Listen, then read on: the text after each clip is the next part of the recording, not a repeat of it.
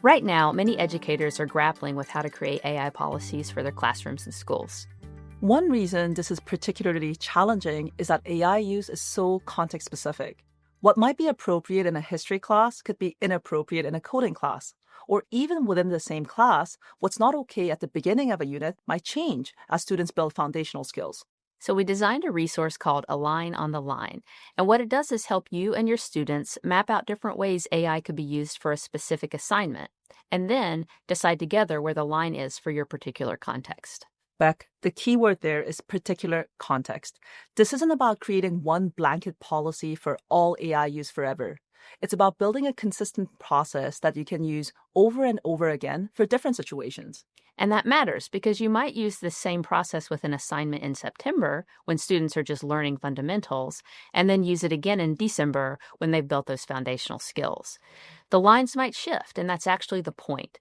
You're giving students a framework for thinking through when and how AI use aligns with their learning and goals, rather than just handing them a list of rules. And what we really appreciate about this approach is that it creates space for students to have greater say in AI policies.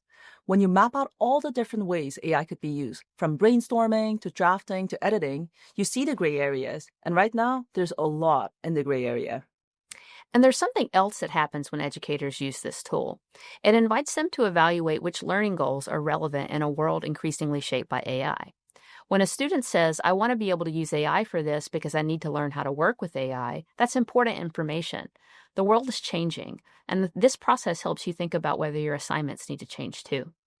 So we wanted to show you what this looks like in practice.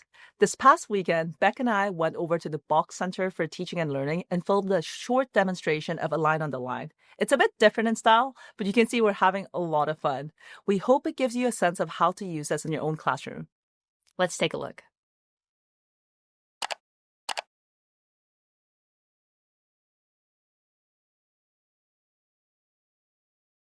Imagine that it's your birthday and you receive these cards. And imagine that one of your friends tells you that they couldn't think of the perfect words, and so they used an LLM to write your card. Then imagine that several of your friends used an LLM to write a card. Would you have half the cards? Or would it be okay?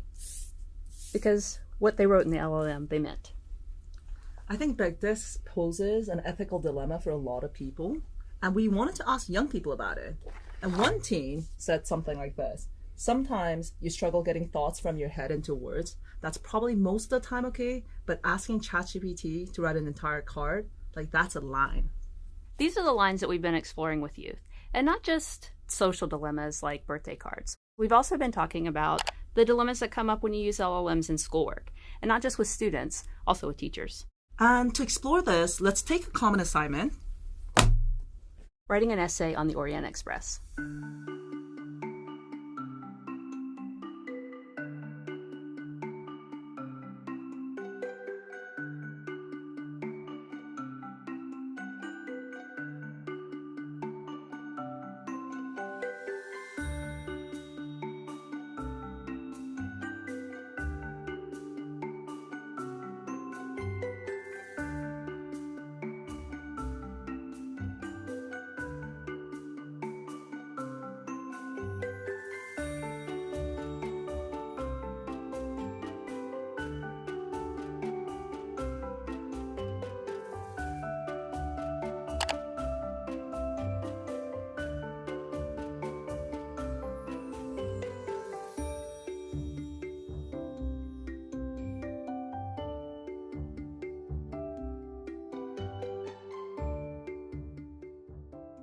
Okay, so let's see what we got. I'm in the yellow. I'm in the pink. And it looks like we really agree here. Both totally fine on spelling and grammar, both totally fine on crosses a line. I don't think we need to have a conversation there. No, we're on the same page. But let's see where we differ. Okay, looks like maybe counterclaims are kind of got some distance. Oh, wait, where's polishing prose for you? Oh, I forgot to put it. I would say feels totally fine. Okay, great. And if we just zoom out a little bit and just see what we notice, like maybe even kind of squint our eyes, like take a look at the shape of the pink and where the distribution is, and then switch to take a look at the yellow and where the distribution is. And you kind of see they're kind of a different distribution, aren't they? Yeah, and I think a couple are sticking out. There's, for example, generating counterclaims and also sourcing quotes. And then, of course, I think there's also some difference here, polishing prose. All right, let's dive into some of those and see where we land. I'd love to hear like why you put generate counterclaim here and almost like towards totally fine. Yeah, I mean, for me, generating counterclaims is not something I typically do. And so when I saw that one, I thought, wow, that would really strengthen my essay, but it's not a skill that I necessarily, have or even want to have. And so I kind of put it as this would help with my essay. Interesting. So the reason why I put mine here towards not really sure, I really like the act of coming up with my own counterclaim. Maybe it's because of my debate club background. And so I'm just worried about my skill atrophying if I just outsource that to AI too much. Yeah, no, that makes a whole lot of sense. What about the sourcing quotes? I noticed that you put that's mostly okay, but I was towards still sketchy. Yeah, I put it mostly okay because this is a very time-consuming activity for me. So sometimes when I get the quotes and just if I have more time to actually sit with those quotes, it makes more sense to me. It feels appropriate. How about you? You put it more towards sketchy. Yeah, for me, sourcing quotes is like a very key part of the learning and writing an essay. It's a way to reflect my understanding and even sort of how I relate to the story. And so I wouldn't want to shortchange that, but it's not crossing a line. It also seems like something that would actually make the work a lot easier. And DBK, I just wanted to let you know, I am also thinking about, is the LLM going to get the quote wrong and hallucinate?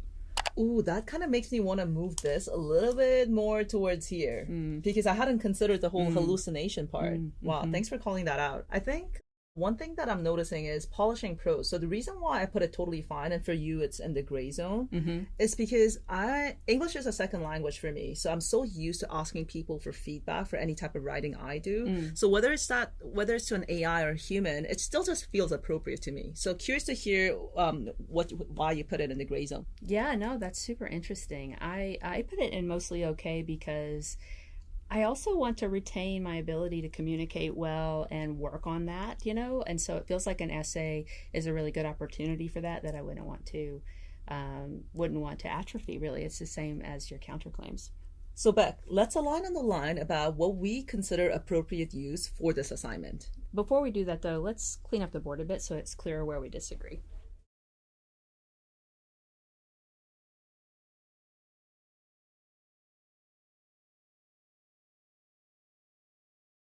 So now that our map is all cleaned up, let's take a look at a place where we have fairly significant disagreement. So counterclaims, I have it here mostly okay, and you have it here on not really sure towards still sketchy. And I think one way we could negotiate this is just to meet in the middle. So we could just say that it is kind of mostly okay, or kind of like right there. But Beck, I feel kind of strongly about the fact that I don't want to lose this skill. Right, DBK, and that's the thing I was going to say next is or we could try to persuade each other, right? And honestly, hearing you talk about why you put that there makes it actually important for me to consider this a skill I might want to build, and also I don't want you to atrophy that skill. So I'm totally okay for us to put this, even crosses a line, to be honest. As long as, for me, I'm comfortable also with just putting it in the feel sketchy, because I don't want you to feel like you cannot ever generate a counterclaim. I just think what I'm trying to highlight is that you need to be able to generate a counterclaim on your own, but you could also, turn to AI sometimes for that. All right, let's do it. So let's put generate, you take that one away. I'll put it's still sketchy here. Okie dokie. All right, we're good. Now, let's redo that conversation. And so let's go ahead and put in the back. You're about right there. That's about right there. Yep. Now, let's redo that conversation, but have it be from the perspective of an educator who may not want to negotiate or persuade, but basically use the learning goals of that assignment to put the thing in its place. So let's say that as an educator, you're teaching this assignment, and a key learning goal for you is generating counterclaims. It's totally fine to then put that right here and crosses the line. So it's okay for you to decide for them. This tool can accommodate both deciding together and also a teacher deciding for the group. There's still tremendous value in identifying ways AI can be used, having that be context specific to a given assignment, and then showing exactly where and importantly why these post-its are placed where they are. So then you could take a picture of this and put it in the classroom. You can hang it up in the classroom. You could put it on in any kind of software that you're using to make sure that everyone realizes these are where the lines are for this assignment. This is one of several thinking routines we've developed at the Center for Digital Thriving. A thinking routine is just a simple, repeatable classroom resource or routine that makes your students' thinking visible, in this case about AI. You can check out our other thinking routines on our website, digitalthriving.gsc.harvard.edu.